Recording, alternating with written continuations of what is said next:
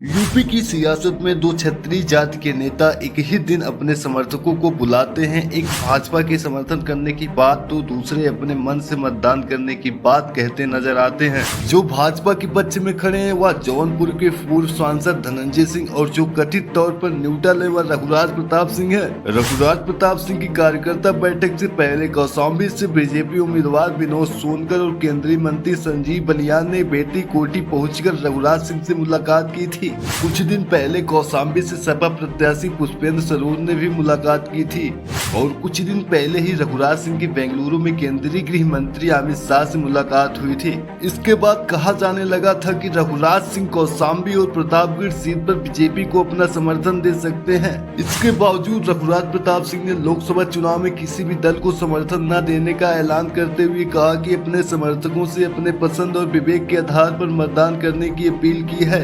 आप सभी की नजरें रघुराज सिंह के प्रभावी वाले कौशाम्बी और प्रतापगढ़ लोकसभा सीट पर टिकी हुई है, क्योंकि रघुराज सिंह ने कथित तौर पर न्यूट्रल रहने का ऐलान किया है। उत्तर प्रदेश की सियासत में कुंडा से विधायक रघुराज प्रताप सिंह का अपना एक सियासी मुकाम है।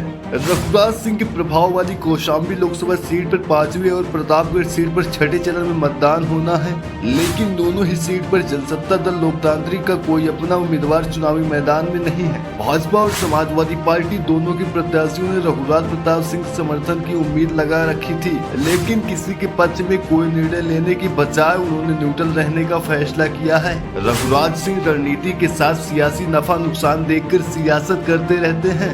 स्थानीय जानकार भी कह रहे हैं कि इन दोनों लोकसभा क्षेत्रों में सियासी मिजाज किसी एक के पक्ष में नहीं दिख रहा है। न ही भाजपा की हवा और न ही सपा के पक्ष में किसी तरह का माहौल दिख रहा है। प्रतापगढ़ और कौशाम्बी सीट पर 2014 और 2019 दोनों ही चुनाव में एनडीए जीतने में सफल रहा था। ऐसे में रघुराज सिंह अगर दोनों ही संसदीय सीटों पर भाजपा के उम्मीदवार को समर्थन करते हैं और उसके बाद भी अगर भाजपा नहीं जीत पाती तो उससे रघुराज सिंह का सियासी कद कम होने की आशंका बनी रहती। इसीलिए राजा भैया किसी के पक्ष में खड़े होकर अपनी कुंडा सीट के साथ साथ अपने दल के सियासी समीकरण को बिगाड़ना नहीं चाहते हैं।